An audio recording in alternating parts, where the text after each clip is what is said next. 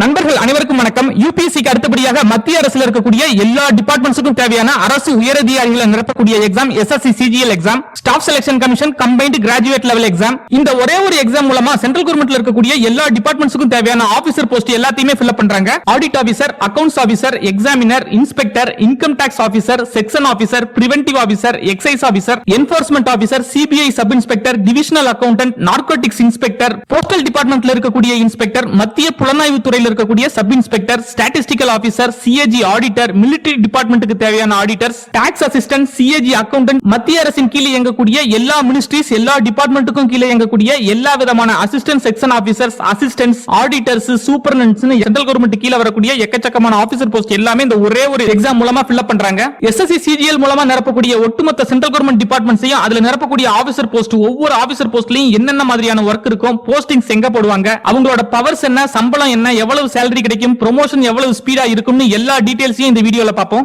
SSC சிஜிஎல்ல வரக்கூடிய எல்லா officer போஸ்ட்லயும் இருக்கக்கூடிய அவங்களுக்கு கிடைக்கக்கூடிய பவர்ஸ், சேலரி, ப்ரமோஷன் எல்லாத்துலயும் இருக்கக்கூடிய பிளஸ் மைனஸ் எல்லாத்தையும் தரவா அனலைஸ் பண்ணி பெஸ்டான போஸ்ட் ரேங்க் வைஸா கொடுத்திருக்கேன். இது மோஸ்ட்லி எல்லாருக்குமே சூட் ஆகிற மாதிரி தான் இருக்கும். சிலருக்கு சில டிபார்ட்மெண்ட்ஸ் ரொம்ப பிடிச்சிருந்தா அந்த போஸ்டுக்கு பிரெஃபரன்ஸ் கொடுத்து சூஸ் பண்ணிக்கலாம். இந்த வீடியோவை ஃபுல்லா பார்க்கறவங்களுக்கு சென்ட்ரல் கவர்மெண்ட் பத்தி ஒரு சூப்பரான புரிதல் கிடைக்கும்ன்றது உறுதி. அது மட்டும் இல்லாம இந்த வீடியோல சொல்லப்படுற எல்லா விஷயங்களையும் மனசுல கொண்டு போய் நிறுத்திக்க முடியும், பதிய வச்சுக்க முடியும்னா நீங்க கொஞ்சம் ஒர்க் அவுட் பண்ணா போதும், கண்டிப்பா உங்களால ஒரு நல்ல கவர்மெண்ட் ஜாப் வாங்க முடியும். ஃபர்ஸ்ட் எஸ்எஸ்சி சிஜிஎல்ல இருக்கக்கூடிய சென்ட்ரல் கவர்மெண்ட் ஆபீசர் போஸ்ட்லயே பெஸ்டான post assistant audit officer post. இது ஒரு group B gazetted post. Join செஞ்ச 4 வருஷத்துல 5400 ரூபாய் கிரேட் கிடைக்கக்கூடிய போஸ்ட். அதனால ஒரு ஐஏஎஸ் ஐபிஎஸ் ஆபீசர்ஸ்க்கு கிடைக்கக்கூடிய சென்ட்ரல் கவர்மெண்ட் பெனிஃபிட்ஸ் எல்லாமே இந்த போஸ்ட்ல ஜாயின் பண்ணி 4 வருஷம் சர்வீஸ் ஆனாங்கன்னா, அதாவது 5400 ரூபாய் கிரேட் பே ரீச் பண்ணிட்டாங்கன்னா அவங்களுக்கும் இந்த பெனிஃபிட்ஸ் எல்லாமே கிடைக்கும். ஒரு ஐஏஎஸ் ஐபிஎஸ் ஆபீசர்ஸ்க்கு கிடைக்கக்கூடிய பங்களா, செக்யூரிட்டி, இந்த மாதிரி ஒரு சில விஷயங்களை தவிர ஃளைட்ல போறதுல இருந்து ஃபேமிலி டூர், மெடிக்கல் ட்ரீட்மெண்ட்னு எல்லா விஷயமே ஒரு ஐஏஎஸ் ஐபிஎஸ் ஆபீசர்ஸ்க்கு கிடைக்கக்கூடிய எல்லா பெனிஃபிட்ஸ்மே சென்ட்ரல் கவர்மெண்ட்ல கிடைக்கக்கூடிய எல்லா ஹை கிளாஸ் ஃபெசிலிட்டிஸ் எல்லாமே இந்த அசிஸ்டன்ட் ஆடிட் ஆபீசர்ஸ்க்கும் கிடைக்கும். Assistant audit officer controller general of இந்தியாக்கு கீழேயும் Indian audit and accounts department கீழேயும் ஒர்க் பண்ணுவாங்க. ப்ரமோஷன்ல ஐஏ அண்ட் ஏஎஸ் ஆவாங்க, அதாவது இந்தியன் ஆடிட் அண்ட் அக்கவுண்ட் சர்வீஸா ப்ரமோஷன் ஆவாங்க. இது ஒரு ஐஏஎஸ் ஐபிஎஸ் க்கு இணையான group A gazetted post. So இந்த குரூப் ஏ கெஜெட்டட் போஸ்ட் அடுத்து ப்ரமோஷன் வாங்கும்போது இவங்க வர முடியுது. ஆடிட் ஆபீசர்ன்ற போஸ்ட் ஒரு ஃபீல்ட்ல இறங்கி வேலை பார்க்குற போஸ்ட். அதாவது ஒரு ஆடிட் ஆபீசர், அவருக்கு கீழ 2 ஆடிட் ஆபீசர்ஸ், அவங்களுக்கு கீழ நிறைய அசிஸ்டன்ட்ஸ், இப்படி ஒரு பெரிய டீமா ஒவ்வொரு டிபார்ட்மெண்ட்டுக்கு போவாங்க. அதாவது ரயில்வே, போஸ்டல், இன்கம் டாக்ஸ், கஸ்டம்ஸ்னு எல்லா சென்ட்ரல் கவர்மெண்ட் டிபார்ட்மெண்ட்டுக்கும், அதே மாதிரி வருவாய்த்துறை, வணிகத்துறை, பஞ்சாயத்து மற்றும் ஊரக வளர்ச்சி துறை, இந்த மாதிரி எல்லா ஸ்டேட் கவர்மெண்ட் டிபார்ட்மெண்ட்ஸ்க்கும், தூத்துக்குடியில இருக்கக்கூடிய ஸ்பிக் உர தொழிற்சாலை, திருச்சியில் இருக்கக்கூடிய பிஹெச்எல் தொழிற்சாலை, நெய்வேலியில் இருக்கக்கூடிய என்எல்சி நிலக்கரி மின் உற்பத்தி தொழிற்சாலை, இந்த மாதிரி நிறைய பப்ளிக் செக்டர்ஸ் இருக்கு. இந்த எல்லா பப்ளிக் செக்டருக்கும் போய் ஆடிட் பண்றது இவங்களோட ஒர்க். இந்த எல்லா central government, state government public செக்டருக்கும் அவங்க இருக்கிற இடத்துக்கே போய் ஆடிட் பண்ணி ரிப்போர்ட் சப்மிட் பண்ண வேண்டியது இவங்களோட பொறுப்பு. For example ONGC, NTPC, BHEL, NLC, இப்படி ஒவ்வொரு பப்ளிக் செக்டர்லயும் 10,000 5000 பேர் வேலை பார்ப்பாங்க. இந்த 10,000 5000 பேர் வேலை பார்க்கிறதுக்கு இன்சார்ஜா எக்ஸிகியூட்டிவ் டைரக்டர், ஜெனரல் மேனேஜர் மாதிரியான ஹையஸ்ட் போஸ்ட்ல இருக்கவங்க தலைமை பொறுப்பில் இருப்பாங்க. அவங்க அந்த வருஷம் ஃபுல்லா நடந்த எல்லா மணி டிரான்சாக்ஷனையும், ஹை வேல்யூ டெண்டர் டாக்குமெண்ட்ஸ் எல்லாத்தையுமே இந்த ஆடிட் டீம் கொடுப்பாங்க. ஒவ்வொரு central government, state government, public sector அண்டர்டேக்கிங்னு சொல்லப்படுற பொதுத்துறை நிறுவனங்கள் எல்லா இடத்துலயுமே அவங்க இடத்துல போய் அவங்களோட எல்லா டாக்குமெண்ட்ஸையும் வெரிஃபை செஞ்சு சர்டிஃபை செய்ய வேண்டியது இந்த audit officer, assistant audit officer, அவங்க இருக்கக்கூடிய டீமோட பொறுப்பு. இதே மாதிரி கலெக்டர் ஆபீஸ்ல ஆடிட் செய்யும்போது அந்த மாவட்டத்தில் நடந்த எல்லா வரவு செலவுகளையும் இந்த ஆடிட் ஆபீசர் சரி பார்ப்பாங்க.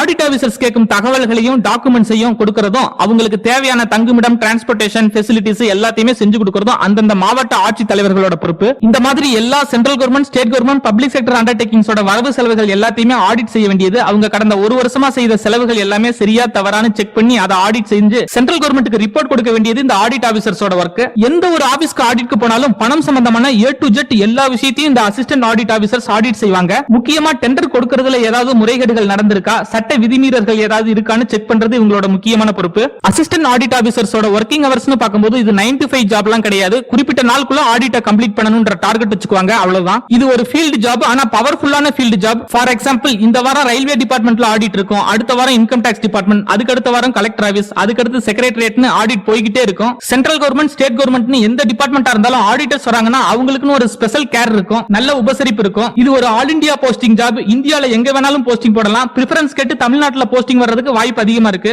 இந்த ஜாபை பத்தி சிம்பிளா சொல்லணும்னா ஒவ்வொரு வாரமும் ஒவ்வொரு பெரிய பெரிய central government state government officers audit செய்ய வேண்டியது வரும். ஒவ்வொரு ஆபீஸ ஆடிட் செய்யறதுக்கு இடையிலயும் சில நாட்கள் ஃப்ரீ டைம் இருக்கும். அந்த ஃப்ரீ டைத்துல ரிப்போர்ட் ஜெனரேட் பண்றது மாதிரியான மற்ற வேலைகள் எல்லாம் செய்யலாம். அசிஸ்டன்ட் ஆடிட் ஆபீசர்ஸ்க்கு பே லெவல் 8ல பிக்ஸ் பண்றாங்க. பேசிக் பே 47,600ல பிக்ஸ் பண்றாங்க. எல்லா அலவன்ஸையும் சேர்த்து கிராஸ் salary 80,000 ரூபாய்க்கு மேல கிடைக்கும். 4 வருஷம் சர்வீஸ் ஆன உடனே அடுத்த லெவலுக்கு பே பிக்ஸ் பண்றதுனால இவங்களோட salary இன்னும் ஸ்பீடா அதிகமாக வாய்ப்பு இருக்கு. ஒரு அசிஸ்டன்ட் ஆடிட் ஆபீசரா இருக்கும்போதே நல்ல பவர்ல இருப்பாங்க. 10 வருஷம் அசிஸ்டன்ட் ஆடிட் ஆபீசரா சர்வீஸ் பண்ணாங்கன்னா ஆடிட் ஆபீசரா ப்ரமோஷன் வாங்குவாங்க. ஆடிட் ஆபீசர் 4 வருஷத்துல ப்ரமோஷன்ல சீனியர் ஆடிட் ஆபீசர் ஆவாங்க. சீனியர் ஆடிட் ஆபீசர் ப்ரமோஷன்ல டெபுட்டி ஆடிட்டர் ஜெனரல் ஆவாங்க. டெபுட்டி ஆடிட்டர் ஜெனரல் ப்ரமோஷன்ல சீனியர் டெபுட்டி ஆடிட்டர் ஜெனரல் ஆவாங்க. இந்த deputy auditor general, senior deputy auditor general இந்த போஸ்ட் எல்லாமே ஒரு IA and AS cadre post, அதாவது Indian audit and account service post. இது குரூப் A கெஜெட்டட் போஸ்ட்.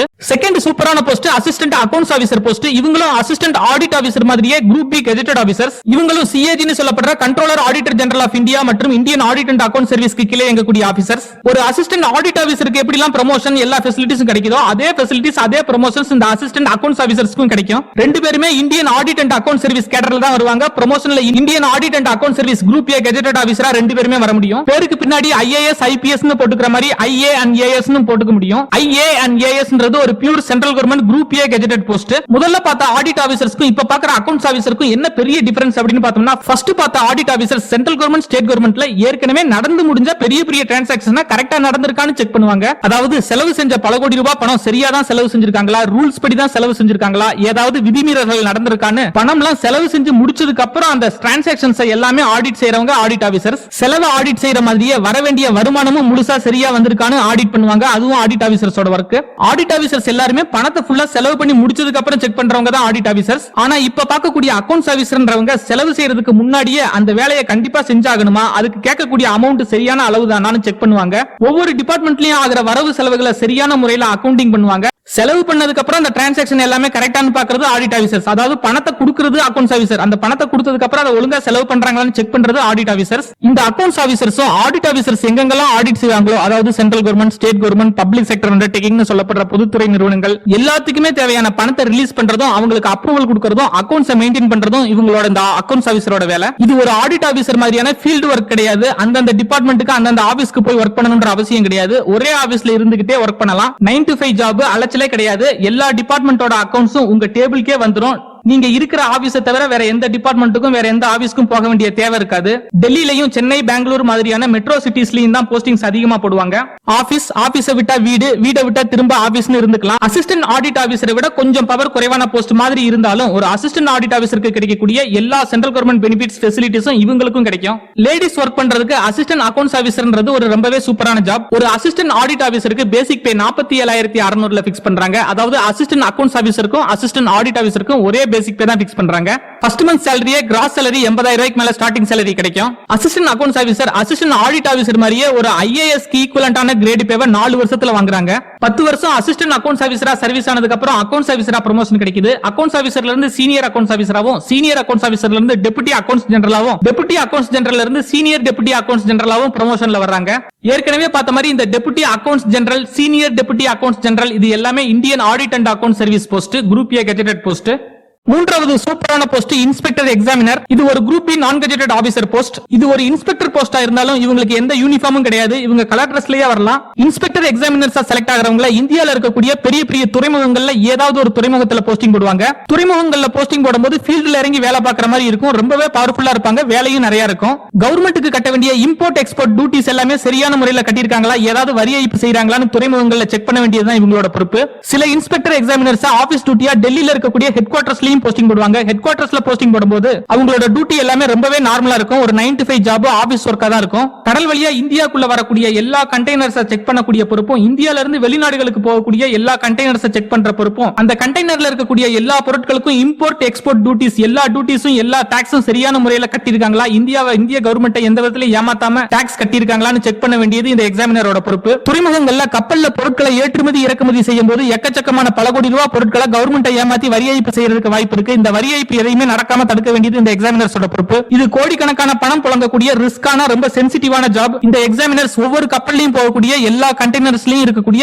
எல்லா பொருட்களையும் செக் பண்ணி எல்லாத்துலயுமே வரி சரியான முறையில கட்டிருக்காங்கன்னு செக் பண்ணி சைன் பண்ணதுக்கு அப்புறம் தான் அந்த துறைமுகத்திலிருந்து கப்பல் வெளியவே போக முடியும். கப்பல் துறைமுகங்கள்ன்றது 24 மணி நேரமும் தொடர்ந்து இயங்கிக்கிட்டே இருக்கும். அதனால இவங்களுக்கு ஷிஃப்ட் டியூட்டி தான் கொடுப்பாங்க. எக்ஸாமினர்ன்றது ஒரு பவர்ஃபுல்லான ஜாப். ஒவ்வொரு கண்டெய்னரையும் செக் பண்ணும்போது அவங்க கரெக்ட்டா டாக்ஸ் கட்டிருக்காங்களான்னு செக் பண்ணும்போது எஸ்னா எஸ், நோனா நோன்னு ஒரு என்ன ரிப்போர்ட் கொடுக்குறாங்களோ அந்த ரிப்போர்ட்டை மீறி யாரும் எதுவுமே செய்ய முடியாது, யாருனாலும் இன்ஃப்ளூயன்ஸ் செய்ய முடியாது. அதனால எக்ஸாமினர்ன்றது ஒரு பவர்ஃபுல்லான ஜாப். ப்ரமோஷனும் எக்ஸாமினருக்கு ரொம்ப ஸ்பீடாவே இருக்கும். சென்னை, தூத்துக்குடி, கொச்சின், விசாகப்பட்டினம் மாதிரியான பெரிய பெரிய துறைமுகங்கள்ல தான் இந்த எக்ஸாமினரை ஃபுல்லா போஸ்டிங் போடுவாங்க. அதனால லைஃப் லாங் துறைமுகங்கள்லயே அதிகமா ஒர்க் பண்ற மாதிரி இருக்கும். மத்தபடி ஃபெசிலிட்டிஸ்லாம் நல்லா இருக்கும். ஒரு இன்ஸ்பெக்டர் எக்ஸாமினருக்கு 7th pay commission pay level 7ல ஃபிக்ஸ் பண்றாங்க. பேசிக் பே 44,900 ரூபாயில ஃபிக்ஸ் பண்றாங்க. கிராஸ் சாலரி முத மாச சம்பளமே 75,000 ரூபாய்க்கு மேல ஸ்டார்டிங் சாலரி வாங்க முடியும். ஒரு 4 வருஷம் சர்வீஸ் ஆன இன்ஸ்பெக்டர் எக்ஸாமினர் ப்ரமோஷன்ல அப்ரைசர் ஆகுறாங்க. அப்ரைசர்ன்றது ஒரு group B gazetted officer category. Appraiser 8 வருஷம் சர்வீஸ் ஆனதுக்கு அப்புறம் ப்ரமோஷன்ல அசிஸ்டன்ட் கமிஷனர் ஆகுறாங்க. அசிஸ்டன்ட் கமிஷனர்ன்றது ஒரு IRS category, Indian revenue service officer category. ஒரு இன்ஸ்பெக்டர் எக்ஸாமினர் அப்ரைசர் ஆகி அதுக்கு அடுத்து அசிஸ்டன்ட் கமிஷனர் ஆனதுக்கு அப்புறம் அவங்க பேருக்கு பின்னாடி ஐஆர்எஸ் னு போட்டுக்கலாம். அதாவது இந்தியன் ரெவென்யூ சர்வீஸ் னு பேருக்கு பின்னாடி போட்டுக்க முடியும். அசிஸ்டன்ட் கமிஷனர் ப்ரமோஷன்ல திரும்ப டெபுட்டி கமிஷனர் ஆகுறாங்க. டெபுட்டி கமிஷனர் ப்ரமோஷன்ல ஜாயின்ட் கமிஷனர் ஆகுறாங்க. இப்படி ப்ரமோஷன் ப்ராஸ்பெக்ட்ஸ் எல்லாமே இன்ஸ்பெக்டர் எக்ஸாமினருக்கு ரொம்ப அருமையா இருக்கு.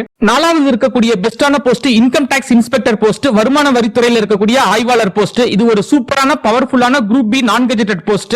Central board of direct taxes, மத்திய நேரடி வருவாய் வாரியத்துக்கு கீழே இந்த போஸ்ட் வருது. இன்கம் டாக்ஸ் இன்ஸ்பெக்டரோட ஒர்க்னு எடுத்துக்கும்போது தனி மனிதன் மற்றும் பெரிய பெரிய தொழிற்சாலைகளோட மொத்த வருமானத்தை கண்டுபிடிக்கிறது, அதாவது இன்கம் டாக்ஸ் அசஸ் பண்றது, அவங்க கட்டுற இன்கம் டாக்ஸ் கரெக்ட் தானான்னு வெரிஃபை பண்றது, ஒவ்வொரு ஆண்டும் தாக்கல் செய்யப்படுற ஆண்டு வருமான வரி டாக்குமெண்ட்ஸ் எல்லாமே ப்ராசஸ் பண்றது, அந்த டாக்குமெண்ட்ஸ் எல்லாமே கரெக்டான செக் பண்றது இன்கம் டாக்ஸ் இன்ஸ்பெக்டரோட வேலை. கவர்மெண்ட்டுக்கு கட்ட வேண்டிய இன்கம் டாக்ஸ் கட்டாம ஏமாத்துறவங்களுக்கு பெனால்டி போடுறதும், தெரியாதனமா அதிகமா டாக்ஸ் கட்டினவங்களுக்கு எக்ஸஸ் டாக்ஸ் எவ்வளவுன்னு பார்த்து அதை ரீஃபண்ட் பண்றதும் இவங்களோட வேலை. இது மட்டும் இல்லாம சட்டப்படியா வேற ஏதாவது கிளைம்ஸ் இருந்துச்சுன்னா, இன்கம் டாக்ஸ்ல யாராவது கிளைம் பண்ணாங்கன்னா அந்த கிளைம் தீர்த்து வைக்கிறதும் இவங்களோட ஒர்க். டிடிஎஸ் னு சொல்லப்படுற tax deduction at source collect செய்யறதும் அதை சரிபார்க்கறதும் இவங்களோட ஒர்க். இன்கம் டாக்ஸ் கட்டாம வரி ஏய்ப்பு செய்யறவங்களையும் கணக்குல வராம பல கோடி ரூபாய் பணத்தை பதுக்கிறவங்களையும் அவங்களோட வீடு மற்றும் அவங்களோட அலுவலகங்கள் எல்லா இடத்திலையும் இன்கம் டாக்ஸ் ரெய்டு செய்து சரியான ஆவணங்களையும் டாக்குமெண்ட்ஸையும் கைப்பற்றுறது இந்த இன்கம் டாக்ஸ் இன்ஸ்பெக்டரோட வேலை. இன்கம் டாக்ஸ் இன்ஸ்பெக்டருக்கு பேசிக் பே 44,900 ஃபிக்ஸ் பண்றாங்க. கிராஸ் சாலரி 75,000 ரூபாய் ஒவ்வொரு மாசமும் ஸ்டார்டிங் சாலரியா கிடைக்குது. 6 வருஷம் சர்வீஸ் செய்த income tax inspector income tax ஆபீசரா ப்ரமோஷன் வாங்குறாங்க.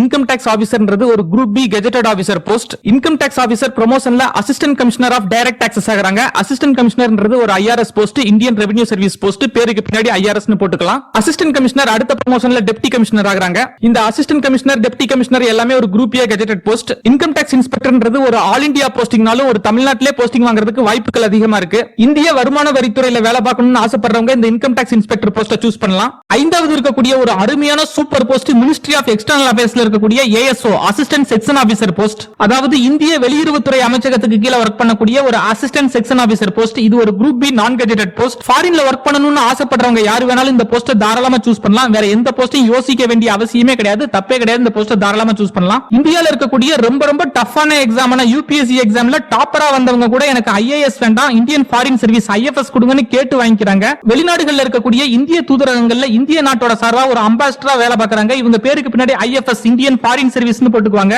இவ்வளவு பெருமை இருக்கக்கூடிய இந்தியன் ஃபாரின் சர்வீஸ் ஐஎஃப்எஸ் ஆபீசர்ஸா இந்த ப்ரமோஷன்ல இந்த அசிஸ்டன்ட் செக்ஷன் ஆபீசர்ஸ்னால வர முடியும். இந்த சிஜிஎல் எக்ஸாம் மூலமா செலக்ட் ஆறவங்க அசிஸ்டன்ட் செக்ஷன் ஆபீசரா போஸ்டிங் ஆகறவங்க டிபார்ட்மெண்ட் எக்ஸாம் எழுதி ஒரு ஐஎஃப்எஸ் இந்தியன் ஃபாரின் சர்வீஸ் ஆபீசரா வர முடியும். இந்த அசிஸ்டன்ட் செக்ஷன் ஆபீசர்ஸா ஃபாரின் கண்ட்ரீஸ்ல இருக்கக்கூடிய இந்திய தூதரகங்கள்ல ஆபீசரா போஸ்டிங் போடுவாங்க. இவங்களுக்கு full and full office duty தான், ஃபீல்ட் வர்க்லாம் எதுவும் கொடுக்க மாட்டாங்க. வெளியுறவுத்துறைக்கு தேவையான ரிப்போர்ட்ஸ் ஜெனரேட் பண்றது, இந்தியாவுக்கும் மற்ற நாடுகளுக்கும் இடையேயான புரிந்துணர்வு ஒப்பந்தங்களை போடுறது, அதாவது எம்ஓயூ சொல்லுவாங்க, மெமரண்டம் ஆஃப் அண்டர்ஸ்டாண்டிங், இதெல்லாம் போடுறது இவங்களோட வர்க். இது மட்டும் இல்லாம ஃபாரின்ல நடக்கக்கூடிய இந்திய கலை நிகழ்ச்சிகள் மற்ற இந்திய நிகழ்ச்சிகள் எல்லாமே சூப்பரா நடத்தி கொடுக்க வேண்டியது இவங்களோட பொறுப்பு. குடியரசுத் தலைவர், பிரதம மந்திரி போன்ற பெரிய பெரிய தலைவர்கள் அந்த நாட்டுக்கு விசிட் பண்ணும்போது அவங்களை நல்ல முறையில உபசரிச்சு அவங்களுக்கு வேண்டிய பணிவிடைகளை செஞ்சு கொடுக்கிறது இவங்களோட பொறுப்பு. இந்தியாவுக்கும் வெளிநாடுகளுக்கும் இடையேயான கருத்து மற்றும் கொள்கை பரிமாற்றத்தை நல்லா அதிகப்படுத்துறதும் அதுக்கு பாலமா இருக்கிறதும் இந்த மாதிரி நிறைய டியூட்டிஸ் இந்த அசிஸ்டன்ட் செக்ஷன் ஆபீசர் சொல்லப்படுற ஏஎஸ்ஓ இருக்கு. அசிஸ்டன்ட் செக்ஷன் ஆபீசர் போஸ்ட் பல டிபார்ட்மெண்ட்ல இருக்கு. எல்லா டிபார்ட்மெண்ட்டை விட இந்த மினிஸ்ட்ரி ஆஃப் எக்ஸ்டர்னல் அஃபேர்ஸ்ல இருக்கக்கூடிய அசிஸ்டன்ட் செக்ஷன் ஆபீசருக்கு ஒரு படி அதிகமான மரியாதை இருக்கு.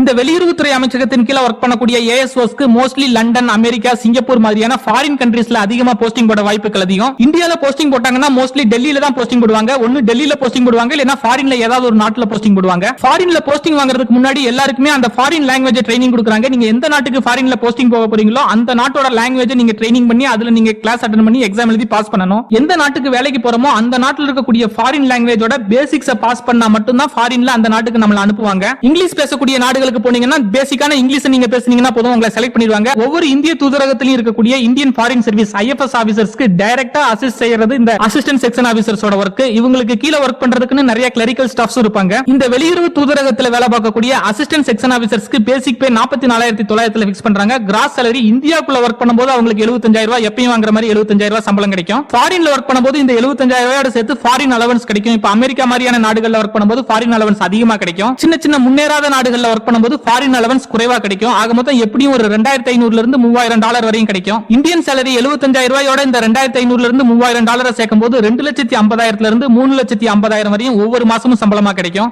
ஒரு அசிஸ்டன்ட் செக்ஷன் ஆபீசர் 12 வருஷம் அசிஸ்டன்ட் செக்ஷன் ஆபீசரா ஒர்க் பண்ணாங்கன்னா அட்மினிஸ்ட்ரேட்டிவ் ஆபீசரா ப்ரமோஷன் வாங்குவாங்க. இதுக்கு இடையில டிபார்ட்மெண்ட் எக்ஸாமும் வரும். 5 வருஷம் அசிஸ்டன்ட் செக்ஷன் ஆபீசரா ஒர்க் பண்ணதுக்கு அப்புறம் டிபார்ட்மெண்ட் எக்ஸாம் எழுதுறதுக்கு எலிஜிபிலிட்டி வருது. 5 வருஷத்துல நீங்க டிபார்ட்மெண்ட் எக்ஸாம் பாஸ் பண்ணிட்டீங்கன்னா எடுத்த உடனே நீங்க அட்மினிஸ்ட்ரேட்டிவ் ஆபீசர் ஆயிருவீங்க. 12 வருஷம் வரையும் வெயிட் பண்ண வேண்டிய அவசியம் கிடையாது. அட்மினிஸ்ட்ரேட்டிவ் ஆபீசர் இன்னொரு 8 வருஷம் அட்மினிஸ்ட்ரேட்டிவ் ஆபீசரா ஒர்க் பண்ணதுக்கு அப்புறம் அசிஸ்டன்ட் செக்ரட்டரியா ப்ரமோஷன் வாங்குவாங்க. அசிஸ்டன்ட் செக்ரட்டரின்றது ஒரு IFS ஆபீசர், அதாவது இந்தியன் ஃபாரின் சர்வீஸ் ஆபீசர். அவங்க பேருக்கு பின்னாடி IFS இந்தியன் ஃபாரின் சர்வீஸ்னு போட்டுக்கலாம். அதுக்கு அடுத்த ப்ரமோஷனா அசிஸ்டன்ட் செக்ரட்டரி, அண்டர் செக்ரட்டரியாவும், அண்டர் செக்ரட்டரி, டெப்யூட்டி செக்ரட்டரியாவும் ப்ரமோஷன்ல வருவாங்க. இந்த assistant secretary, under secretary, deputy secretary இது எல்லாமே இந்தியன் ஃபாரின் சர்வீஸ் ஆபீசர்ஸ். இவங்க பேருக்கு பின்னாடி IFS னு போட்டுக்க முடியும். ஆறாவது சூப்பரான போஸ்ட், பவர்ஃபுல்லான போஸ்ட், சென்ட்ரல் எக்ஸைஸ் டிபார்ட்மெண்ட்ல இருக்கக்கூடிய இன்ஸ்பெக்டர் போஸ்ட். இவங்க GST இன்ஸ்பெக்டர்னு சொல்லுவாங்க. ஏன்னா சென்ட்ரல் எக்ஸைஸ்ன்றது இப்ப GST மாறிடுச்சு, அதாவது கூட்ஸ் அண்ட் சர்வீஸ் டாக்ஸா மாறிடுச்சு. இந்த கூட்ஸ் அண்ட் சர்வீஸ் டாக்ஸை கலெக்ட் பண்றதா இந்த GST இன்ஸ்பெக்டரோட ஒர்க்.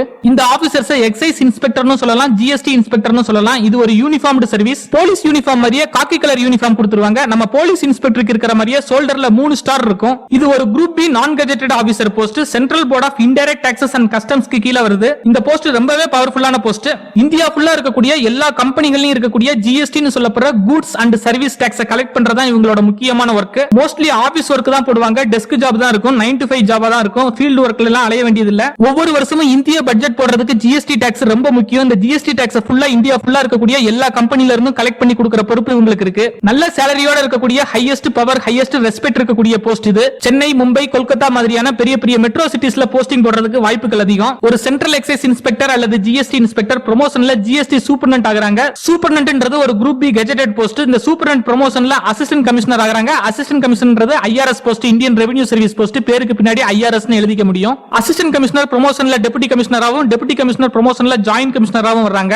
ஏழாவது முக்கியமான போஸ்ட் பிரிவென்டிவ் ஆபீசர் போஸ்ட். இது ஒரு group B non gazetted officer post. Central board of indirect taxes and கஸ்டம்ஸ்க்கு கீழ வரக்கூடிய போஸ்ட். நச்சுன நேவி ஆபீசர் மாதிரி ஒயிட் யூனிஃபார்ம்ல கெத்தா இருக்கணும்னு நினைக்கிறவங்க இதுக்கு முன்னாடி சொன்ன 6வது போஸ்டான எக்ஸைஸ் இன்ஸ்பெக்டருக்கு முன்னாடி கூட இதை சூஸ் பண்ணலாம். இந்திய கப்பல் படையில இருக்கக்கூடிய நேவி ஆபீசர்ஸ்க்கு இருக்கக்கூடிய ஒயிட் கலர் யூனிஃபார்ம், ஒரு கெத்தான யூனிஃபார்ம் மாதிரியான யூனிஃபார்ம்லாம் இருந்து கூட இந்த போஸ்டை ஒரு 7வது போஸ்டா சொன்னது காரணம் எக்ஸைஸ் ஆபீசர் மாதிரி இது 9 to 5 ஜாப் கிடையாது. ஃபீல்ட்ல இறங்கி ஒர்க் பண்ண வேண்டியது வரும். ஷிஃப்ட் பேசிஸ்ல நைட் கூட ஒர்க் பண்ண வேண்டியது வரும். அது மட்டும் இல்லாம சென்னை, தூத்துக்குடி, விசாகப்பட்டினம், கொச்சின் மாதிரியான துறைமுகங்கள்ல தான் போஸ்டிங் போடுவாங்க. இல்லனா ஏர்போர்ட்ல தான் போஸ்டிங் போடுவாங்க.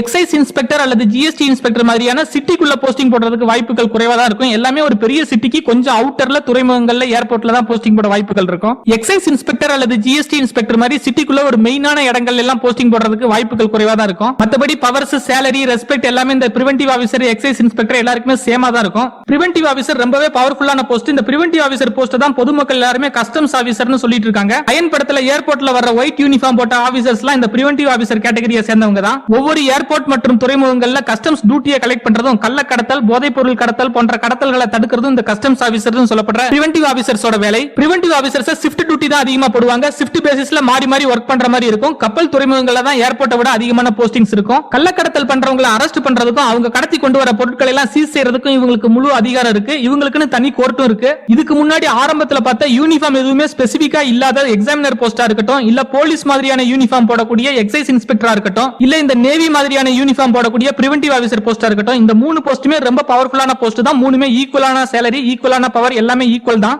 வேலை செய்யக்கூடிய இடம், ப்ரமோஷன்ல இருக்கக்கூடிய ஸ்பீடு, வேலையில இருக்கக்கூடிய டென்ஷன், இந்த மாதிரி பல விஷயங்களை பேஸ் பண்ணி தான் கொஞ்சம் ரேங்க் மாறுபடுது.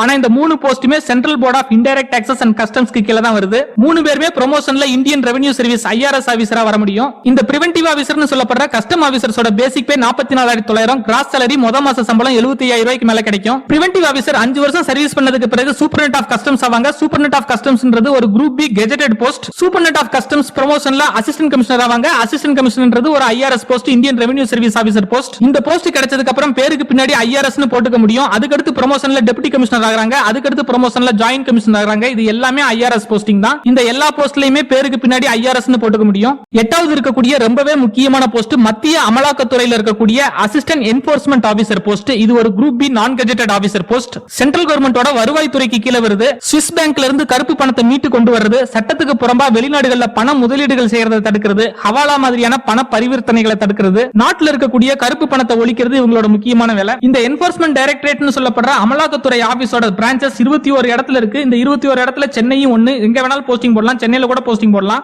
அமலாக்கத்துறையில அசிஸ்டன்ட் என்ஃபோர்ஸ்மென்ட் ஆபீசரா இருக்கவங்களுக்கு அவங்களோட நார்மலான சேலரியை விட ஒவ்வொரு மாசமும் சம்பளத்தோட 20% எக்ஸ்ட்ராவா ஸ்பெஷல் இன்சென்டிவ் அலவன்ஸ் கிடைக்கும். இது மட்டும் இல்லாம 30 சனிக்கிழமை தொடர்ந்து ஒரு ஹாஃப் டேக்கு மேல ஒர்க் பண்ணாங்கன்னா அவங்களுக்கு ஒரு மாச சேலரி, அதாவது 12 மாச சேலரிக்கு பதிலா 13 மாச சேலரி கிடைக்கும். அதாவது பேசிக் பே 44,900 பிக்ஸ் பண்ணாலும் கிராஸ் சேலரி முத மாச சம்பளமே 1 லட்சம் ரூபாய்க்கு மேல வரும். SSC CGL ல வரக்கூடிய எல்லா போஸ்ட்ல இருக்கக்கூடிய சம்பளத்திலே ரொம்ப அதிகமான சம்பளம் இந்த அசிஸ்டன்ட் என்ஃபோர்ஸ்மென்ட் ஆபீசர்ஸ் தான் கிடைக்கும். இது மட்டும் இல்லாம ப்ரமோஷன் இவங்களுக்கு ரொம்ப ஸ்பீடா இருக்கும். 5 வருஷம் அசிஸ்டன்ட் என்ஃபோர்ஸ்மென்ட் ஆபீசரா ஒர்க் பண்ணாங்கன்னா என்ஃபோர்ஸ்மென்ட் ஆபீசரா ப்ரமோஷன் கிடைக்கும். என்ஃபோர்ஸ்மென்ட் ஆபீசர்ன்றது ஒரு group B gazetted officer post. Enforcement officer ப்ரமோஷன்ல assistant director ஆகுறாங்க. அசிஸ்டன்ட் டைரக்டர்ன்றது ஒரு group A gazetted post. Assistant director ப்ரமோஷன்ல deputy director ஆகுறாங்க. Deputy director ப்ரமோஷன்ல joint director of enforcement department ஆகுறாங்க. அமலாக்கத்துறைன்றது நாட்டோட முன்னேற்றத்துக்கு ரொம்ப முக்கியமான துறை. அதனால இந்த டிபார்ட்மெண்ட்ல ஒர்க் பண்ற எல்லாருக்குமே ப்ரமோஷன், ஃபெசிலிட்டிஸ், பெர்க்ஸ், சேலரி எல்லாமே ஒரு நல்ல லெவல்ல இருக்கும். 9வது பெஸ்டான போஸ்ட் ASO னு சொல்லப்படுற அசிஸ்டன்ட் செக்ஷன் ஆபீசர் போஸ்ட். ஏற்கனவே வெளியுறவுத்துறை அமைச்சகத்துக்கு கீழ இருக்கக்கூடிய அசிஸ்டன்ட் செக்ஷன் ஆபீசர் போஸ்ட் பார்த்தோம். அந்த போஸ்டோட சேலரி, மரியாதை எல்லாமே கொஞ்சம் அதிகமா இருக்கும். அதனால அதை வேற லெவல்ல பார்த்தோம்.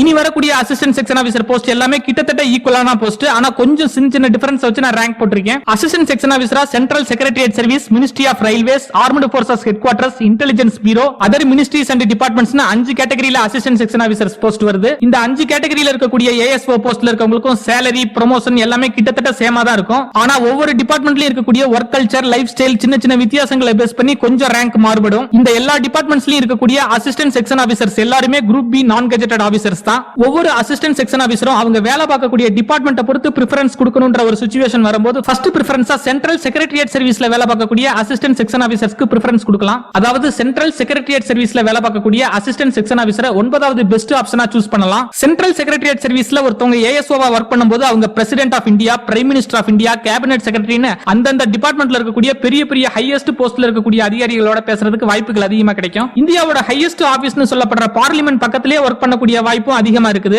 இந்தியால இருக்கக்கூடிய ஏதாவது ஒரு டிபார்ட்மெண்ட்ல அந்த டிபார்ட்மெண்டோட செக்ரட்டரியேட்லயே ஒர்க் பண்ணும்போது அந்த டிபார்ட்மெண்ட்ல எங்க போனாலும் சரி, கன்னியாகுமரி வரையும் அந்த டிபார்ட்மெண்ட்ல இருக்கக்கூடிய எந்த ஆபீஸ்க்கு போனாலும் சரி அவங்களுக்கு ஒரு நல்ல மரியாதை கிடைக்கும். மொத்தத்துக்கு சென்ட்ரல் செக்ரட்டரியேட் சர்வீஸ்ல வேலை பார்க்கும்போது நிறைய IAS ஆபீசர்ஸ், பெரிய தலைவர்களோட ஈஸியா பழகும்போது உங்களுக்கு உங்களோட லைஃப் ஸ்டைல், நடை, உடை, பாவனை எல்லாமே மாறக்கூடிய வாய்ப்புகள் அதிகம். அதனால இருக்கக்கூடிய எல்லா டிபார்ட்மெண்ட்லயும் சென்ட்ரல் செக்ரட்டரியேட் சர்வீஸ்ல வேலை பார்க்கக்கூடிய அசிஸ்டன்ட் செக்ஷன் ஆபீசர்ஸ்க்கு கொஞ்சம் பிரெஃபரன்ஸ் அதிகமா கொடுத்து சூஸ் பண்ணலாம். சென்ட்ரல் செக்ரட்டரியேட் சர்வீஸ்ல வேலை பார்க்கக்கூடிய அசிஸ்டன்ட் செக்ஷன் ஆபீசர்ஸோட வர்க்னு எடுத்துக்கும் போது இந்திய அரசாங்கத்தின் ஒவ்வொரு டிபார்ட்மெண்ட்டும் எப்படி இயங்குதுன்னு பார்லிமெண்ட்டுக்கும் அரசாங்க துறைகளுக்கும் இடையே ஒரு பாலமா இருக்கிறது. பார்லிமெண்ட்ல கேட்கப்படுற क्वेश्चंसக்கும் RTI ல கேட்கப்படுற கேள்விகளுக்கும் பதில் சொல்றது இந்த சென்ட்ரல் செக்ரட்டரியேட் சர்வீஸ்ல இருக்கக்கூடிய ASO-வோட முக்கியமான வேலைகள். எல்லா அசிஸ்டன்ட் செக்ஷன் ஆபீசர்ஸ்க்கும் ஒரே ஸ்கேல் ஆஃப் பே தான் கொடுப்பாங்க, ஒரே பேசிக் பே தான் கொடுப்பாங்க. 44,900 ரூபாயில ஃபிக்ஸ் பண்றாங்க. கிராஸ் சேலரி 75,000 ரூபாய்க்கு மேல முத மாச சம்பளம் கிடைக்கும். Assistant section officer ப்ரமோஷன்ல section officer ஆகுறாங்க. ப்ரமோஷன்ல டிபார்ட்மெண்ட் எக்ஸாம் இருக்கு. டிபார்ட்மெண்ட் எக்ஸாம் எழுதாம ப்ரமோஷன் வாங்கணும்னா 10 வருஷம் சர்வீஸ் ஆனதுக்கு அப்புறம் தான் செக்ஷன் ஆபீசர் ஆக முடியும். அதே இது டிபார்ட்மெண்ட் எக்ஸாம் எழுதுனாங்கன்னா 5 வருஷத்திலே செக்ஷன் ஆபீசரா ப்ரமோஷன் வாங்க முடியும். செக்ஷன் ஆபீசர் ப்ரமோஷன்ல அண்டர் செக்ரட்டரியாவும், அண்டர் செக்ரட்டரி ப்ரமோஷன்ல டெப்யூட்டி செக்ரட்டரியாவும், டெப்யூட்டி செக்ரட்டரி ப்ரமோஷன்ல டைரக்டராவும் ஆகுறாங்க. இந்த அண்டர் செக்ரட்டரின்றது ஒரு IAS க்கு ஈக்குவலன்ட்டான போஸ்ட். அதாவது ஒரு கலெக்டர் என்ன ரேங்கோ அந்த கலெக்டருக்கு ஈக்குவலன்ட்டான போஸ்ட் இந்த அண்டர் செக்ரட்டரின்ற போஸ்ட். அதாவது ஒரு மாவட்டத்தோட கலெக்டர் இந்த சென்ட்ரல் செக்ரட்டரியேட் சர்வீஸ்ல ட்ரான்ஸ்ஃபர் போட்டாங்கன்னா அவங்க அங்க அண்டர் செக்ரட்டரியா ஆக்ட் பண்ணுவாங்க. அப்படிப்பட்ட மதிப்பு உயர்வான ஒரு அண்டர் செக்ரட்டரி போஸ்ட் இவங்க ப்ரமோஷன்ல வர முடியும். டிபார்ட்மெண்ட் எக்ஸாம் எழுதியும் வர முடியும். 10வது இருக்கக்கூடிய best central government post assistant section officer post. ஆனா ரயில்வே டிபார்ட்மெண்ட்ல இருக்கக்கூடிய assistant section officer post. Railway டிபார்ட்மெண்ட்ல இருக்கக்கூடிய அசிஸ்டன்ட் செக்ஷன் ஆபீசர்ஸ்க்கு 9வது பிரெஃபரன்ஸா பார்த்தா சென்ட்ரல் செக்ரட்டரியேட் சர்வீஸ்ல இருக்கக்கூடிய அசிஸ்டன்ட் செக்ஷன் ஆபீசரை கம்பேர் பண்ணும்போது அவங்க அளவுக்கு பவரோ இல்ல ஹை கிளாஸ் லைஃப் ஸ்டைலோ இல்லைனாலும் தமிழ்நாட்டிலேயே சதன் ரயில்வேலயே போஸ்டிங் ஆகக்கூடிய வாய்ப்புகள் அதிகமா இருக்கு.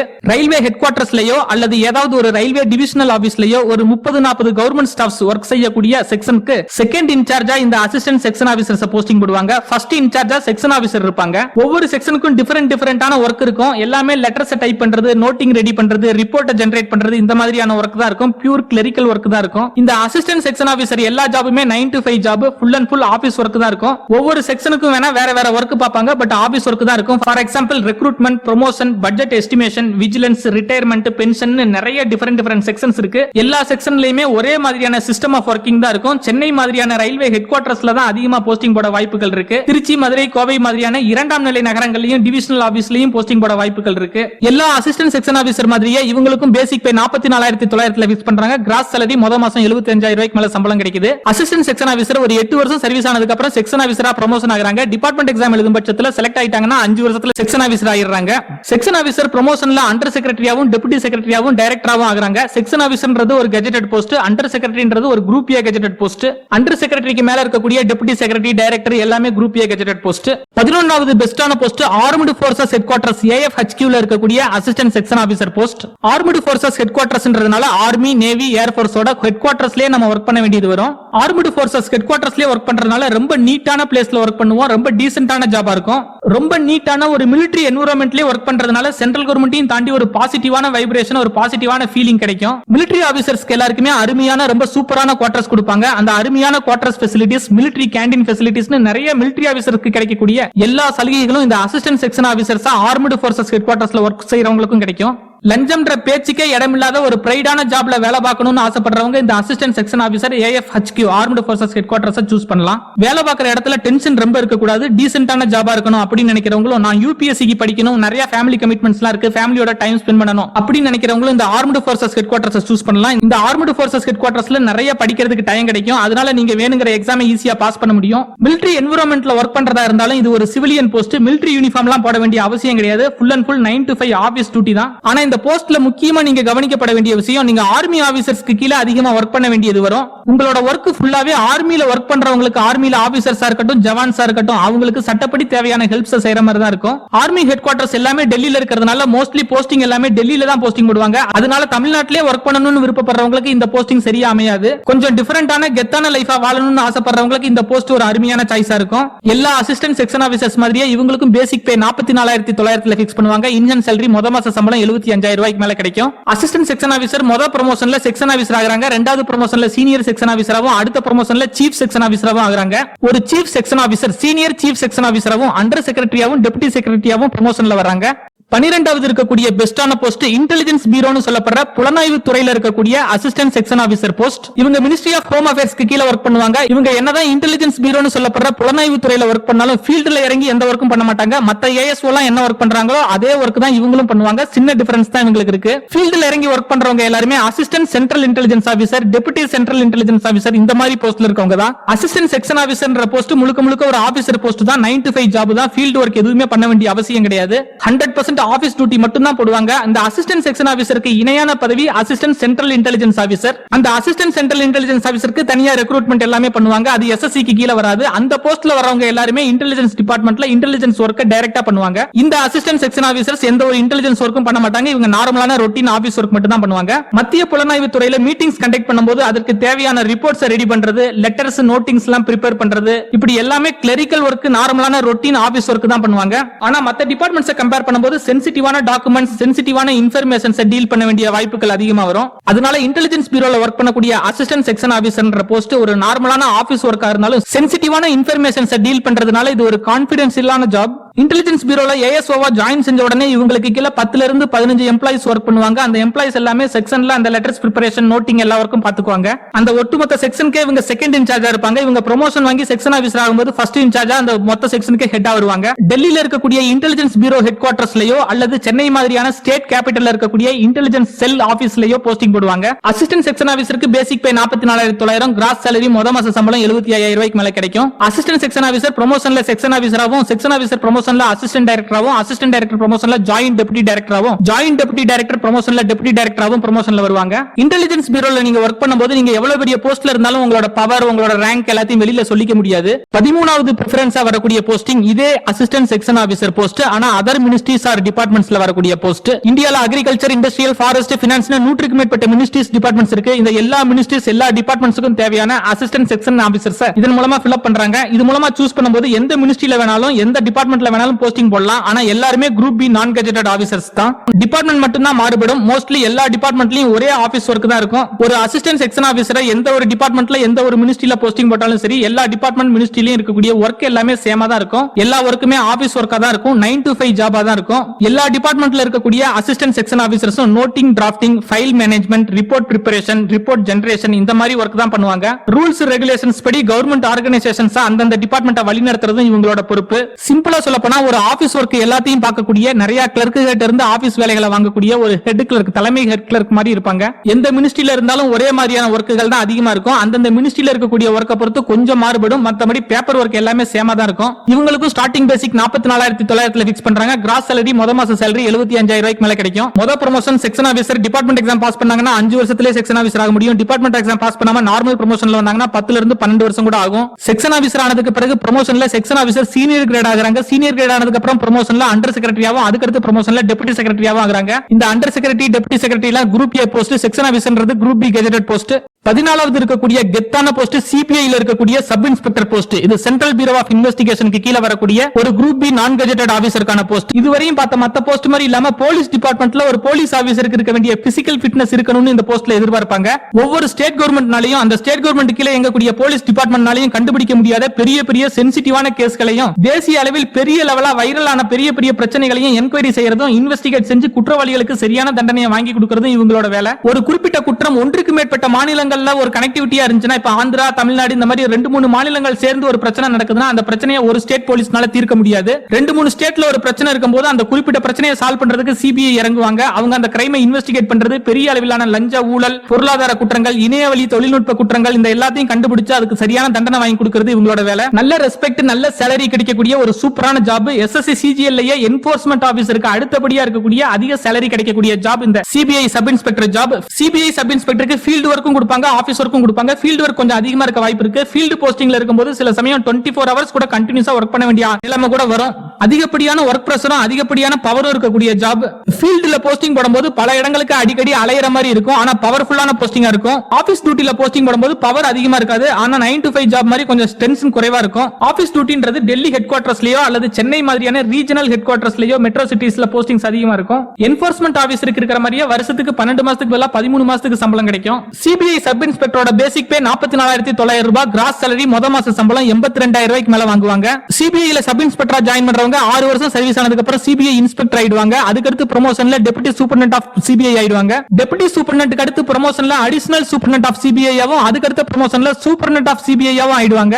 சிபிஐன்றது ஒரு மரியாதையான ஒரு அட்டானமஸ் பாடி. அதனால இதுல ஒர்க் பண்ணும்போது ஒரு மன திருப்தி அதிகமா இருக்கும். அதே சமயம் பவரும் அதிகமா இருக்கும். ஆனா ஒர்க் பிரஷரும் அதிகமா இருக்கும். ஒரு போலீஸ் அதிகாரியா ஆகணும்னு விருப்பப்படுறவங்க இந்த சிபிஐ சப் இன்ஸ்பெக்டர் போஸ்ட சூஸ் பண்ணலாம். 15வது இருக்கக்கூடிய பெஸ்டான post assistant other ministries and departments. அசிஸ்டன்ட்னு சொன்ன உடனே அது குறைவான போஸ்ட்னு நினைச்சிராதீங்க. சில மினிஸ்ட்ரிஸ்ல அசிஸ்டன்ட்னு தான் சொல்றாங்க. ஆனா அந்த மினிஸ்ட்ரியில இருக்கக்கூடிய அசிஸ்டன்ட்ன்ற போஸ்ட் வந்து ஒரு அசிஸ்டன்ட் செக்ஷன் ஆபீசருக்கு இணையான போஸ்ட். பேரு தான் ஆபீசர்ன்ற பேர் வரல. ஆனா அசிஸ்டன்ட்ன்றதும் அசிஸ்டன்ட் செக்ஷன் ஆபீசர்ன்றதும் சில மினிஸ்ட்ரிஸ்ல மட்டும் ஈக்குவலா இருக்கும். அதுக்கு காரணம் அந்த மினிஸ்ட்ரியில அசிஸ்டன்ட் செக்ஷன் ஆபீசர்னு ஒரு டெஸ்டினேஷனே கிடையாது. டைரக்டா அசிஸ்டன்ட் வந்து செக்ஷன் ஆபீசர் ஆயிடுவாங்க. மத்தபடி இதுவும் ஒரு group B non gazetted officer post தான். ஒர்க் எல்லாம் ஒரே மாதிரி தான் இருக்கும். ஒரு அசிஸ்டன்ட் செக்ஷன் ஆபீசருக்கு என்ன ஒர்க் இருக்கோ, என்ன பவர் இருக்கோ, அதே ஒர்க் பவர் தான் இந்த அசிஸ்டன்ட்டுக்கும் இருக்கும். அசிஸ்டன்ட் செக்ஷன் ஆபீசருக்கு கொடுக்கக்கூடிய அதே பே லெவல் 7ல இந்த அசிஸ்டன்ட்டையும் ஃபிக்ஸ் பண்றாங்க. சில மினிஸ்ட்ரியில இருக்கக்கூடிய இந்த அசிஸ்டன்ட் போஸ்ட் மட்டும் தான் இந்த ஏஎஸ்ஓ ஈக்குவலன்டான போஸ்ட். மத்த மினிஸ்ட்ரியில இருக்கக்கூடிய அசிஸ்டன்ட் போஸ்ட்லாம் பே ஸ்கேலா இருக்கட்டும் இல்ல பவரா இருக்கட்டும் எல்லாமே கொஞ்சம் குறைவா இருக்கும். பே லெவல் 7ல வரக்கூடிய அசிஸ்டன்ட் போஸ்ட் மட்டும் தான் அசிஸ்டன்ட் செக்ஷன் ஆபீசருக்கு ஈக்குவலன்டான போஸ்டா இருக்க முடியும்.